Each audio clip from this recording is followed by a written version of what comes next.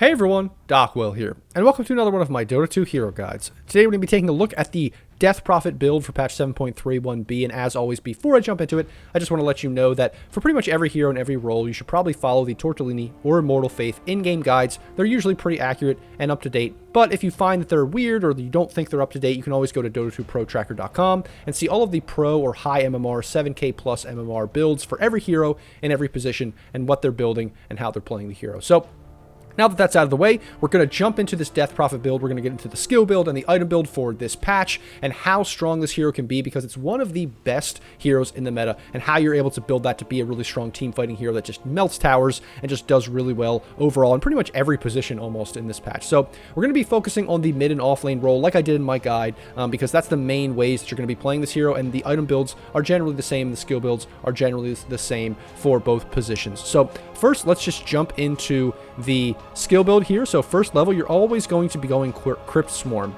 and that's largely because you're going to be securing CS, harassing the enemy. It's just a really, really good level 1 ability. Does damage, and like I said, allows you to secure CS, these kinds of things. These other abilities just really aren't that good. Spirit Siphon level 1, not the best, and Silence, it doesn't really do anything other than silence, and that's not that great level 1. So you're almost always going to be going Crypt Swarm, and then you're going to be going Spirit Siphon level 2, because now that you're level 2, you have this damage ability to secure CS, farm a little bit, harass, but now, you know, in the mid lane, and especially in the side lanes, if the enemy ever walks up to you, gets in melee range, is close to you, if you're against the melee hero especially, you can just Spirit Siphon them, and then you win the trades almost every single time. It's very, very hard for the enemies to sustain through Spirit Siphon, especially once you get a few levels in this. And then ideally, you're just going to be maxing out Crypt Swarm and getting a second level in Spirit Siphon at level 4, and obviously your ultimate at level 6. Now, Silence doesn't get maxed out until the very last, ability to max out at the very end. It says here not even getting Silence till level 10. That is a possibility. That is an option. I would say 1 point in Silence is really the only consideration here about, changing this build up. Do you need a point in Silence against certain heroes that are, really good with mobility, that want to chase you down? Are you actually threatened in lane despite having Spirit Siphon? Well, then I might go 1 point in Silence just to secure my lane. If they ever try to get aggressive on me, I can use Silence. Maybe there's like a Storm or some other kind of heroes that might want to gank you, or some other heroes that get aggressive on you. You might want to have 1 point in Silence before level 6 so that, you can secure and make sure that they're not going to dive you, they're not going to use all of their aggression on you, so that you can make sure, you survive, your teammates survive, all of these kinds of things. 1 point in Silence can be good early on against certain matchups. It's going to be a little bit up to you once you play the hero, get comfortable with it, to know which matchups are which, but that's really the only consideration here. Otherwise, you're going to be getting your ultimate at the every level that you can, because it's just so strong on the hero, obviously, and maxing out Crypt Swarm first, then Spirit Siphon second, and then Silence third. And that's pretty straightforward, pretty simple. That's basically the skill build on this hero almost every game. Now let's look at the talent tree. The talents here they're not like the biggest deal for this hero. It doesn't like make or break the hero. Level 10, magic resistance can be very good on this hero. You don't really need this right-click damage. 30 damage can be very good, but it is, something you can take. But magic resistance is just really good, because the main thing you're going to be doing on this hero is trying to survive. You just want to survive. You do all your damage with your spells, so surviving is important. Magic resistance is really, really good. Level 15, this Crypt Swarm cooldown, it just allows you to farm quicker, allows you to do more damage in fights. It's just really, really good overall. The 1% max health Spirit Siphon can be good, but it already does so much. I mean, you're just getting a little bit more. I think maybe against some tanky lineups, it can be pretty good. Otherwise, I think the Crypt Swarm cooldown just helps you farm more and do more damage in fights overall.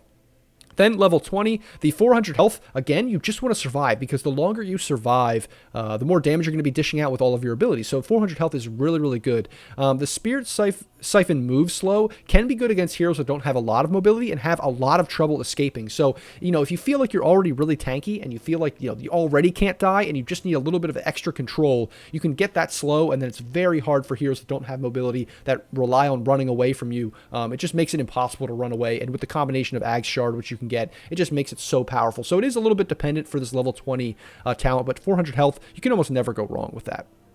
And then 25, the Exorcism Spirits, those +8 Exorcism Spirits, it just makes your ultimate even better, do even more than it already did. I think the Spirit Siphon Replenish Time, it's like a good ability in theory, but really because people have BKBs and, you already have so many charges, especially if you buy the Axe Shard, and you don't really need that replenish time. The Exorcism Spirits just makes your ultimate scale even better into the late game, which is so good. So you're going to get that probably every single time. So that's the talent tree. Pretty straightforward. There's nothing that makes or breaks the hero really in this talent tree, though. So you can't go wrong with almost anything, but generally the left side is better. And now, next we're going to go into the items. How do you build this hero? What do you generally buy on the hero? It kind of depends whether you're going mid or off lane for starting items, but generally you're going to go a Tango. If this is the mid build, which is generally thought of, I think it's the mid build, you're going to be going this because you're going to want to get bottle first, obviously going mid. Going off lane, you're probably going to want to start with more stats, maybe even a salve. I know a lot of people don't start salve these days. They start more like just straight up, the intelligence items or the null talisman items, these kinds of things, more branches to stick, all of that kind of stuff. But I would say for most MMRs, you're not going to get fed salves. I know you have this Spirit Siphon to sustain. I would just start with at least maybe a Tango and a salve just in case, because you don't want to lose that first couple levels. Once you get more levels in this, you're going to be so strong. Just secure your early game, and then you will be able to build these other items.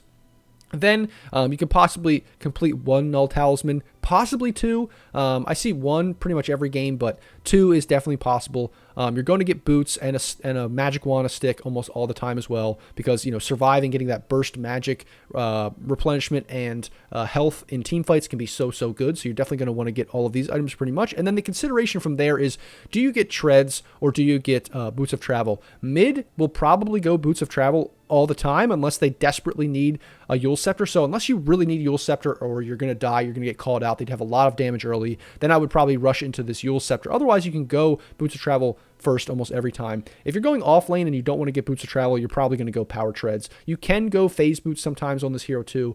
Just a lot of people get power treads for that extra right click, attack speed, these kinds of things. You can also, make it strength treads, get a little bit extra tanky, that kind of stuff. And then you're pretty much going to want to go BKB as quickly as possible. You can go boots of travel into BKB. You could potentially go back for the Yules, but if you're going mid and you're kind of, already tanky and doing really well, BKB first is just so good because it makes you almost unkillable in fights. Once you pop your ultimate, they can't chain stun you, they can't kill you, you're going to dish out your damage and be super threatening.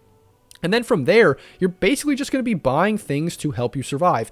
The luxury item here is Axe Shard. You're going to want to get this sometime, probably after BKB, maybe after, these items, but definitely after BKB. You probably don't want to waste it early and get it early. You don't necessarily need it at the 15-minute mark, so you really want to get that BKB timing first. But then once you get the Axe Shard, everything from there, like I said, is going to be survivability items. So do you need the Shiva's Guard do you need armor? Then you're going to get Shiva's Guard. Do you need armor plus reflecting single target spells? Lotus Orb, very good. Maybe go back for Yules if you really need Yules.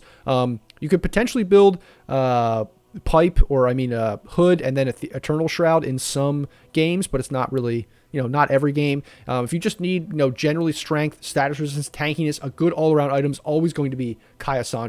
This item is really good on a lot of intelligence heroes, a lot of intelligence mids and cores these days. So you can always go back for this as a good mid-game luxury item. If you don't feel like you don't really desperately need anything, you could go back for this.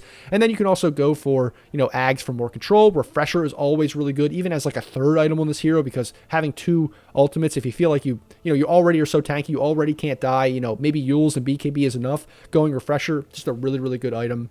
Maybe you need more mobility, so you can go a Blink Dagger. Maybe you need to survive just one initial burst, and then you can get your BKB off, all that kind of stuff. Maybe you need to survive a Chrono, all that kind of stuff. Aeon Disc is very good for that. But yeah, pretty much you're just going to be using your abilities to do all the damage, buying BKB, and then making sure you survive or, get a little bit of extra what you need, like Lockdown, Refresher, these kinds of things in these fights. You can see the items there aren't really offensive in nature. They're very defensive in nature, and that's how you're going to be building the hero. Pretty much just matchup dependent, depending what you need, depending if you need more tankiness, depending if you need more offensive capability, depending if you need to reflect spells, all this kind of stuff, magic resistance, armor, all that kind of thing. Those are the main considerations on the hero. Otherwise, build is pretty straightforward, pretty simple. That's Death Prophet. That's how to build the hero. Really not that complicated. Even the guide I just made for the hero's just all around strong. The spells do the damage. You pop your ultimate, you team fight, you make sure you live, you pop your items to make sure you don't die, and then you just run down towers, run down enemies. They can't escape. You do tons of damage in that way. So that's Death Prophet. That's the Death Prophet build for patch 7.31b. As always, guys, like, comment, subscribe, all of those kinds of things. Join the Discord if you haven't already to get in on replay reviews on Friday, community days on Saturday. Join the Patreon if you haven't already to support me in general if you like these videos and want to see more in the future, or if you want coaching, I also offer coaching there as well. And as always, guys, thanks for watching, and I'll see you in the next video.